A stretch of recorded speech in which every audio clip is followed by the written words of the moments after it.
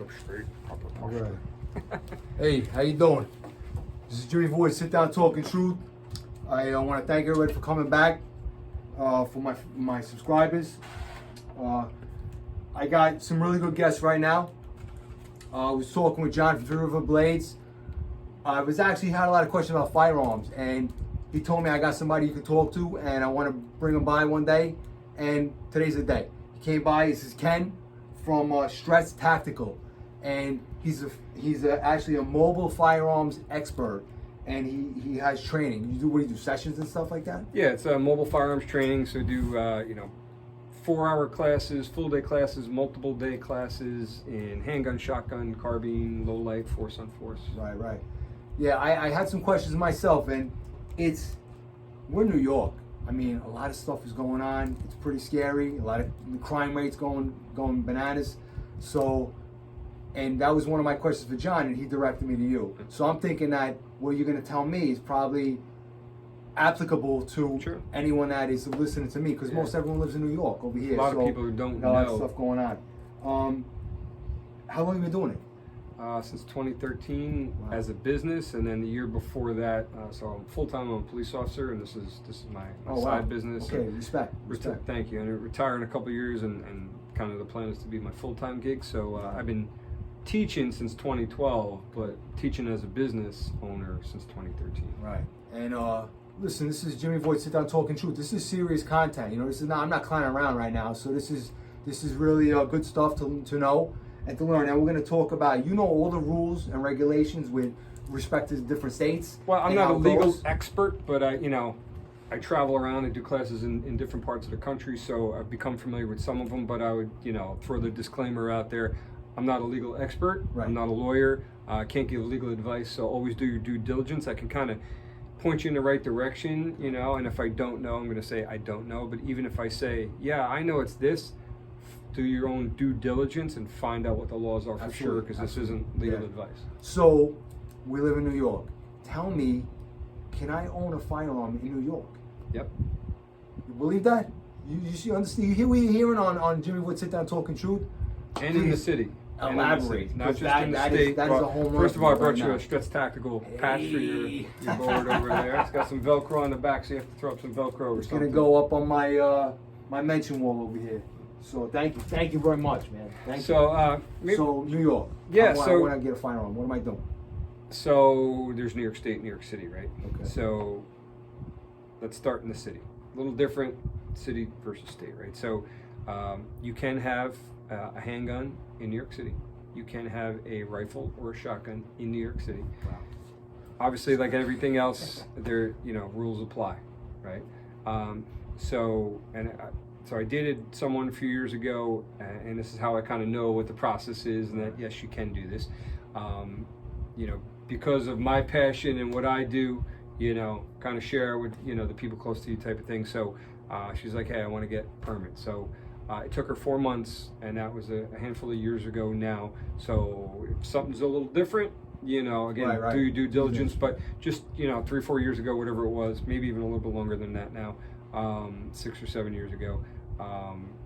She went online, the NYPD website or whatever, they got pistol permit section. Right. I think she downloaded the application from the website, and it comes with like a cover page with the instructions on what you got to do. I think there's character references in there. When you go to submit it, you got to get fingerprinted.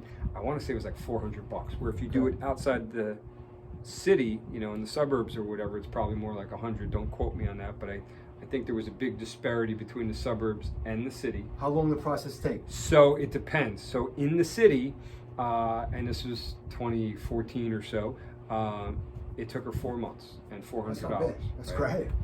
Outside the city, like Westchester County, they had a bunch of guys retire from their pistol permit section. You get your application today and you want to go submit it, they won't even take it. You got to schedule your appointment for it to be accepted and for them to take your fingerprints, and it's like 1 year from today before you can get your interview, your meeting to hand in your packet for them to roll your prints. Now, I go through this process. I get my firearm, right? Now, how do you come into the equation? So, well, we should back up a little bit too, right? So there's a couple of things, right? that could hold you up. Okay. So, are you a felon, right? If you're a convicted felon, that's a no-go. Can't have a gun. Domestic violence convictions, right? Certain ones, and I'm not sure how, what they, degree or how they sort it all out. But domestic violence convictions can be an issue. Orders of protection. If you've got an active order of protection against you. So there's certain things, certain misdemeanors and felonies and domestic violence and orders of protection. There's certain things that could trip you up. Who's doing the background check? Well, in the city, NYPD. Okay. In the suburbs, the county sheriff's department or county police, depending on where you live. Not every county has a sheriff's department. Some counties have a county police, like Westchester, Nassau, Suffolk, stuff like that. So you're, in the city, NYPD. So all 5 boroughs, NYPD, one police plaza. Outside the city, your county sheriff or county police department. And like I said, those can take a lot longer. But in certain counties, the further north you go, you start getting to Rockland, Putnam, Dutchess, you can get a full carry, either from Jump Street, or you get your, they give you what's called a target and hunting. So basically going to and from the range, going hunting, and it could be loaded, concealed on you going to and from, again, check your laws, and each county has different regulations and stuff. But generally speaking, that target and hunting can be loaded, concealed on you, to and from the range, to and from hunting. Again, check your local laws and all that. Where in New York City, your starting point is a premise permit, which means you can only have the gun on your premise. You can go to the range too. The gun is unloaded, locked in a box, ammo separate when you travel to and from the range. You hear it, okay. Which is kind of crazy, because if someone mugs you, you can't defend the gun that you have and you get a gun. What if it's, this is for my personal, what if it's in your premises? Is it allowed, does the ammunition and the firearm have to be separate? I don't remember what the rules are, right? but when you listen, there's look it up. I would never. Well, and if you're going to apply for the permit, you find out. I don't think that that's the case, but and I won't say that anyone I know or knew, did one thing or the other. But at the end of the day, you're your own first responder. Absolutely. So I would never tell you to break the law, but I also don't want to see anything bad to happen to someone. And the longer you take to, you hear something go bump in the night, there's that, did something go bump in the night? Am I dreaming? Is that real? What is that? And now, so there's a delay. You may not hear anything at first. Then you hear something. Is it real? Is this a break-in? Then you got to go to wherever the gun is, unlock your combination or whatever. Now you got to get your ammo, load your mags, put your, so, there's got to be a better way.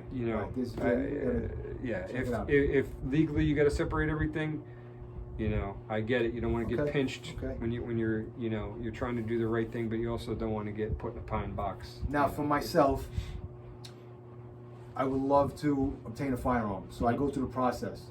But I make jokes all the time. I can't walk a true gun. I have no coordination. I'm lucky I didn't, get hurt doing the podcast with Three River Blades. So now, is that where you come into the equation, where you would do your mobile firearms? Yeah, so when we say mobile firearms training, that just means I travel the country. I wouldn't necessarily come to your house and we're going to go shoot in the backyard. Although, with my insurance, it actually has to be a range, hey, this is a range type of thing. So when we say mobile, I travel around to different ranges, gun clubs, that type of thing. So if you're watching this and you're in whatever, New Jersey, California, upstate New York, whatever, and you got a range or a gun club and you want to host me for a class, you can do that. You hit me up, Stretz Tactical at gmail.com. We could talk about it, get on the phone, and hey, is your place suitable for it? Will they allow it? Here's kind of what we do in the classes and what you can pass along. Usually there's like a board president, different gun clubs or whatever, and I can come to you and we can put on a class there. You can host a class at your range. So that's what it means by mobile firearms training company. But so let's see, you say you just got your gun today.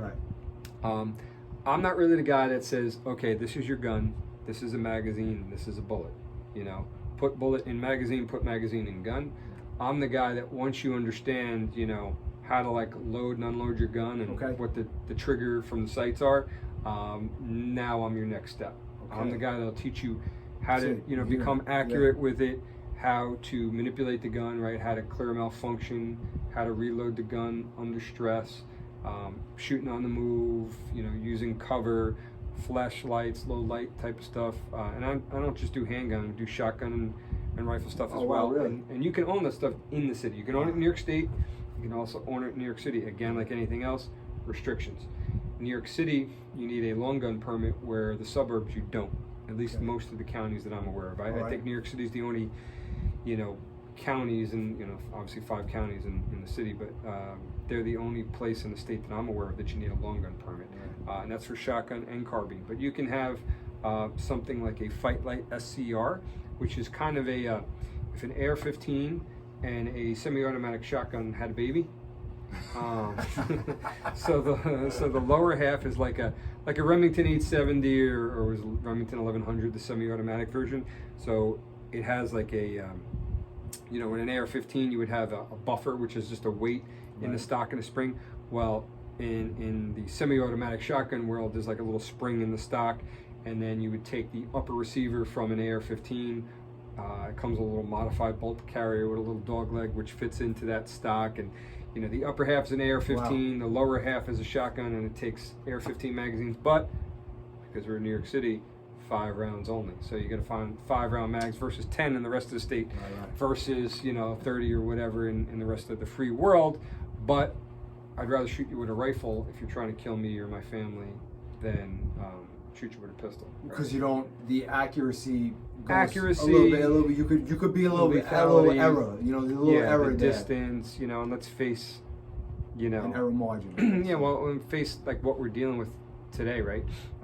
Not that you can run around in New York City with a rifle slung in front of you, but look at what's going on when they're burning the city down, and they're taking the qualified immunity away from the cops, and you can get charged criminally if you're trying to arrest someone. You put pressure on the chest, back, neck, diaphragm, and I think that just got knocked. That part's gone, but it's making cops not want to get involved. Like good cops that want to go out there and do their job don't want to get sued, don't want to get arrested. I mean, it's and they want to go home. Shame. Yeah, they want to go home at the end of the day. So it's just like, what, sorry, but you're on your own. And you look at places like Washington and all those autonomous zones, and New York City had an autonomous zone. So when the cops back off, you're on your own. So could you end up? I told this story on the Three River Blades podcast, but I know a very famous actor who's spending some time here in the city. I don't know him, but I have a friend that knows him, and at the height of everything last year, he was like looking out his window and going, they're like burning the neighborhood down. I need to get a gun. And he hit up a guy that I know who hit me up, and it's like, well, he's got to, he can have a shotgun because he was into shotguns, and but he's got to get a permit. And if he didn't change his license to New York, even though he's here for a couple of years on a contract doing this thing, can you, can't you? That's a whole other realm. But he's got to go through the steps. And at the time, because of COVID, the application process was either shut down or completely slowed down because of COVID, and it's like, well, how do you defend yourself, right? So you have to think about it today. If COVID goes away tomorrow, which I think the Dems are just going to drag this friggin' thing out for as long as they can, and it's a virus. It'll probably never go away, just like the flu never goes away. Right, absolutely. But, real quick, mention for Tina 40. She's running for Congress. All right, everybody. So who knows what the future holds? You got to prepare today. And that's why, I'm all over this right now. Mm-hmm. This is awesome for me, but I think it would apply to so many people that are watching. If I went through the process, you don't facilitate the backgrounds and all that stuff like that. No.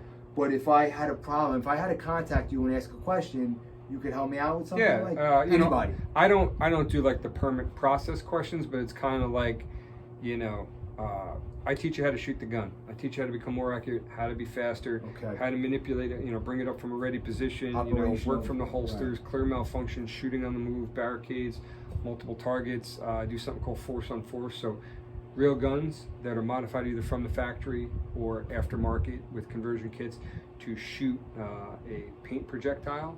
And we put you in scenarios like home invasions and liquor store robberies and stuff like that. Practice is perfect. And now you're taking the skills that you learned on the range and you're putting them to the test against a living, breathing, thinking, moving human being who's, oh, by the way, shooting back at you.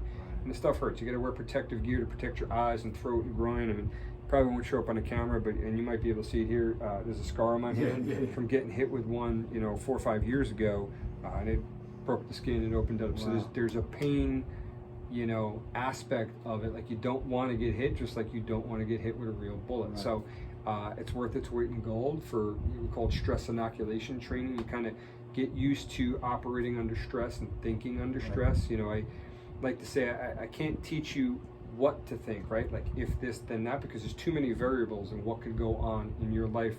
Civilian, military, law enforcement, only have a gun for home defense, or you got a concealed carry, or whatever the deal is. There's too many variables. But what I can teach you is how to think, and how to think under stress. And that's what something like Force on Force is good for. Low light, right? So I'll do classes where, you got a flashlight and a handgun, and, some people are like, it's not a big deal, you just turn the light on and you shoot. But it's like, okay, well, you got flashlight in one hand, gun in the other, now you get a malfunction. You get a double feed, accuracy, or you run out of ammo. Like, what do you do with the flashlight, and how do you fix this?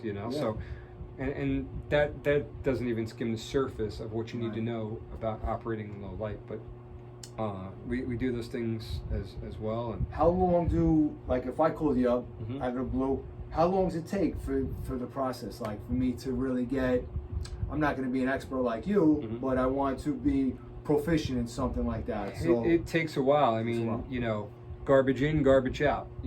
Quality in, quality out. So I don't mean just the quality of the training, but the quality of your follow-up, right? So if you're going to learn to be, I don't know, a ballroom dancer, or a chef, or whatever, you can probably go to McDonald's and learn how to flip a burger, or you can, go to the Culinary Institute, and then it's like, all right, you got your training at the Culinary Institute. Master chef or McDonald's. Yeah, yeah, but and then you didn't get a job cooking anywhere for 10 years. Well, yeah, you had the degree, but you probably can't make me a sandwich right now. You know what I mean? Absolutely. So you got to get quality training, and then you need to practice what you taught, and you got to go to the range a lot. A couple of times a week, for months on end. To get that skill level to where you need it to be, and then sustainment training. You got to sustain what you got and train with as many people and take as many classes as you can. How did you learn this stuff? What happened with you? Did you get certified? Did you get? Yeah, so my background is military, law enforcement. Thank you. Thanks. And my certifications, I got certified by the FBI, the NRA. So on top of the military and law enforcement stuff, I have the certifications as well, and I've been in the shooting, at work, and I've been involved in a lot of situations where people are armed. So. Not just shooting, but knowing when not to shoot. There's times I could have shot. Right, absolutely. Right.